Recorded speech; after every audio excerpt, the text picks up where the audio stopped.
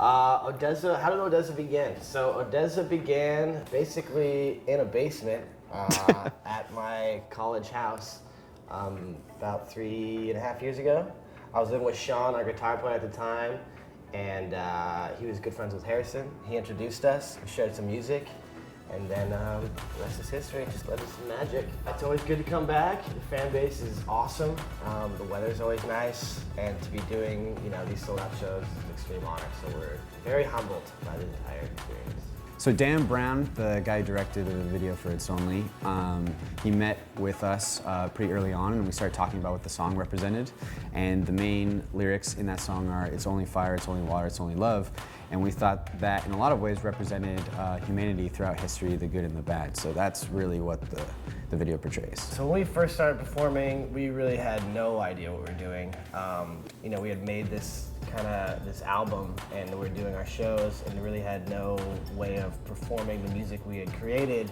So we went about trying to figure out how to do it through Ableton, and we basically landed on stemming everything out and then triggering these audio pieces and then kind of doing that at the same time. We thought about doing the DJ stuff, and we just kind of wanted to play our music. It just was more fun. We could definitely get a little more interesting, especially with everything stemmed out. It's great, just kind of weird patterns and loops and stuff. So it's been hard, don't get me wrong. There's definitely been some shows where stuff has not worked out. It's been kind of shitty, but I think it's paid off in the long run. It creates a little more unique of a show when you're not playing other people's music. Our process is different, and it's always evolving because, especially since we started touring so much, it wasn't as much us just sitting down in a room and jamming.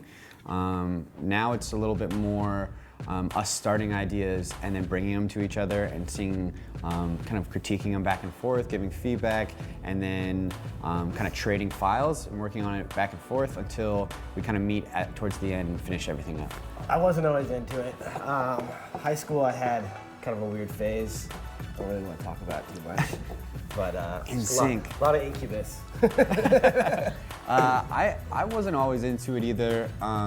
I feel like when I met you, you were more into it, and then I got into it. I got into it in college. I got introduced. I was hanging out with this guy who was kind of plugged into the weirder electronic music scene in Bellingham, and he showed me all this crazy experimental music. I was like, this is not even music. It's yeah. But I guess I also didn't really know it was electronic music then, because it was just more oh, that's weirder. I was listening to Aphex Twin and stuff, and it's just weird. I wasn't really thinking about it. I just didn't know really what it was, but I liked it. I think at the time, people were just oh, that's that's techno, Yeah, exactly. Which is electronic. When I first started, yeah.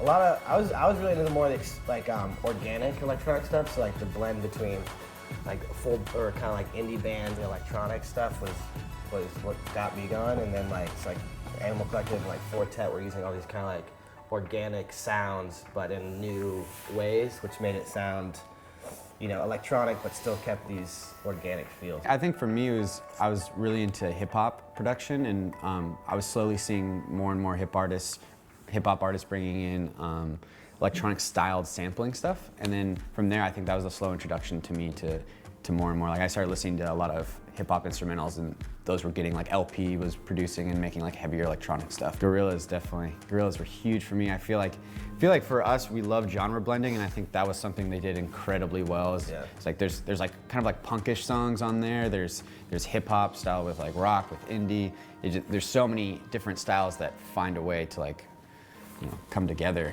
Radiohead was another one for me, and I think they did a great job of kind of always evolving their sound. Those were big ones for me. Probably the biggest was Fortet. Definitely, that's what got me really curious about it and how to make it. And then just kind of using samples in weird ways, but taking samples and layering them with sounds you've made on synths and stuff. It just became a whole new world open. You weren't limited. You weren't limited to just a guitar or an instrument you were playing at the time. So that was it was pretty fun to mess around with. Yeah. Oh shit. Machine. I think we start a lot of things in Machine, and we do a lot of the layering, the basic layering of stuff, and that's really the starting point. And then we've kind of switched over to Ableton from Logic recently, but if it's stuff that's in the box, we definitely use Sound Toys a lot. That's an amazing set of VSTs. Yeah, I'd say Sound Toys, The Contact library is a must-have for us, and then like the Diva, I'm obsessed with that now. Yeah, Diva synth is really so cool. fat. There's a lot of cool things, and we just got a bunch of Moog equipment too, but we haven't even like dug into that, so it's a lot of things. But yeah, Machines is kind of the bread and butter. It's where all the ideas start. It's just so fast and so easy to like manipulate audio, record stuff, you know, cut it around, loop ideas. It's just kind of, it's made for getting those first initial ideas down really well. So that's the kind of a must-have, I think. But I think it's important to point out too that you really can make music with anything, and Yeah. I think a lot of people focus on like what other producers are using, but it's really not important. Yeah, it will be a Logic or Ableton or Pro Tools or Fruity Loops or anything like that. It doesn't really matter. Yeah. If you're good at it, it'll sound good. Yeah. I think Kate uses Fruity Loops. Yeah. Sounds great. So. Thank you guys for the interview. I just want to give a quick shout out to Hayden James, Golden Features, Yo. Rufus, who are we forgetting? Rufus, Sasha. Sasha. Yeah, I know you're out there somewhere. I'm sure we're missing some people, but thank you guys for having us.